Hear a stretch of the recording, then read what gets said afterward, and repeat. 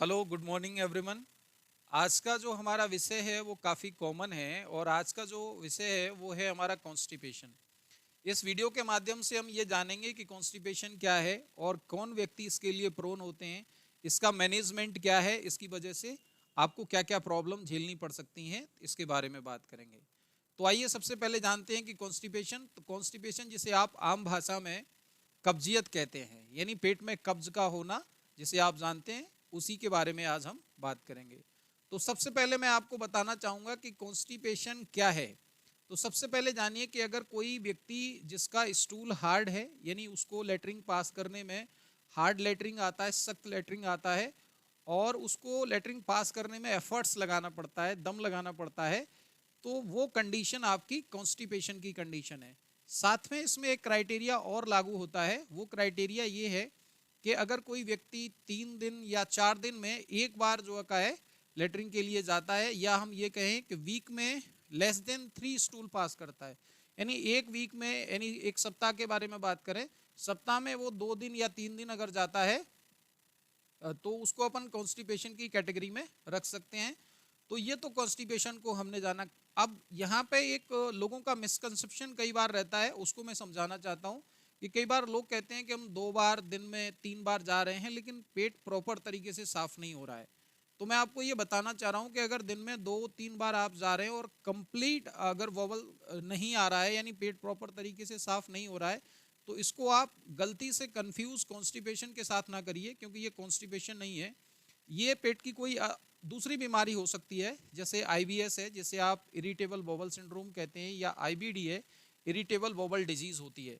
तो वो एक अलग विषय है। फिलहाल आपको कॉन्स्टिपेशन को ये जानना है कि अगर वीक में लेस देन 3 टाइम्स, यानी 3 समय से अगर कम बार आप लेटरिन जाते हैं, तो आप कॉन्स्टिपेटेड हैं। अगर आपका स्टूल हार्ड है तो आप कॉन्स्टिपेशन की कैटेगरी में आते हैं। लेटरिन पास करने में अगर आपको एफर्ट्स लगाना पड़ रहा है तो आप कॉन्स्टिपेशन की कैटेगरी में आते हैं। तो ये तो कॉन्स्टिपेशन को मैंने आपको बताया। अब मैं आपको बताना चाहता हूँ कि कौन से लोग हैं जो कॉन्स्टिपेशन के लिए ज़्यादा प्रोन होते हैं।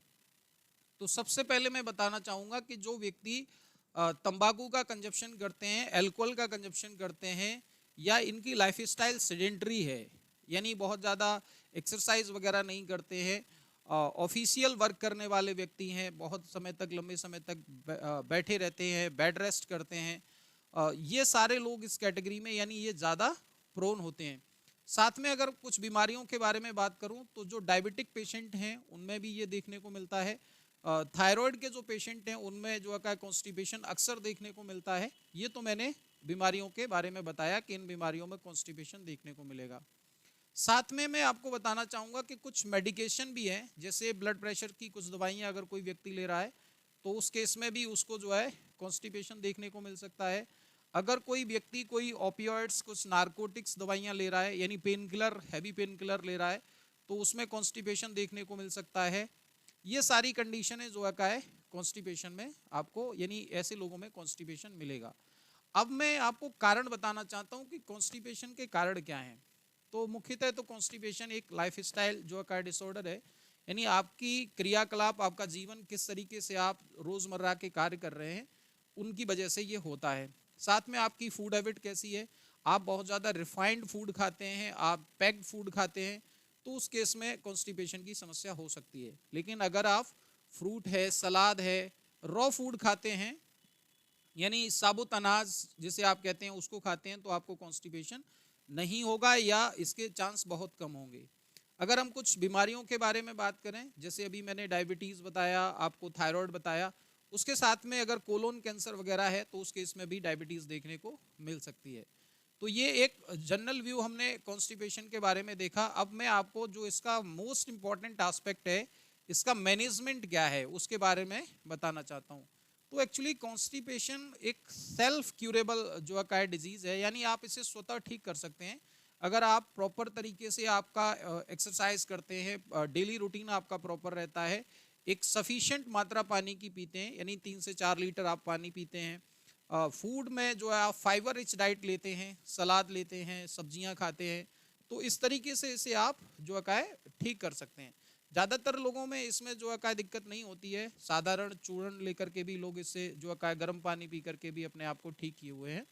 लेकिन मेरा इस वीडियो के माध्यम से आपको एक इस बात को बताना मैं इम्पोर्टेंट समझता हूँ कि आपको किस कंडीशन में कॉन्स्टिपेशन के लिए डॉक्टर से विजिट करना है।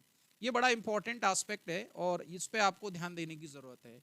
तो अगर किसी व्यक्ति का जो कॉन्स्टिपेशन है वो सडन अपीयर होता है और उसकी उम्र 50 साल से ज़्यादा है, या ये कह सकते हैं कि 40-50 साल से ज़्यादा एज का है, और ये कॉन्स्टिपेशन सडन आपको अपीयर हुआ है, पहले आप इस कंडीशन में नहीं थे। साथ में कॉन्स्टिपेशन के व्यक्ति में अगर आपको देखने को मिल रहा है कि उसके स्टूल में ब्लड आ रहा है, उसका वेट लॉस जो है, उसका वजन अचानक से पिछले 2-3 महीने में काफ़ी कम हुआ है, तो मैं आपको बताना चाहता हूं कि ये सिंपल कॉन्स्टिपेशन नहीं है, ये किसी सीवियर जो है बीमारी का एक संकेत हो सकता है। आपकी आंतों में कोई बीमारी डेवलप हो रही हो, आपके शरीर में कोई बीमारी डेवलप हो रही हो, तो उस दशा में आप अपने डॉक्टर से विजिट करें और इसका कारण फाइंड आउट करें और उसके बाद आप अपनी चीज़ों को मैनेज करें। तो ये मैंने आपको एक बेसिक आइडिया बताया है कि कॉन्स्टिपेशन किस तरीके से मैनेज किया जा सकता है, इसके कारण क्या हैं, और अगर आप लाइफ स्टाइल को अपने सही से जी रहे हैं, अपने जीवन को ढंग से जी रहे हैं, तो कॉन्स्टिपेशन एक बहुत बड़ी समस्या नहीं है। Thank you all of you.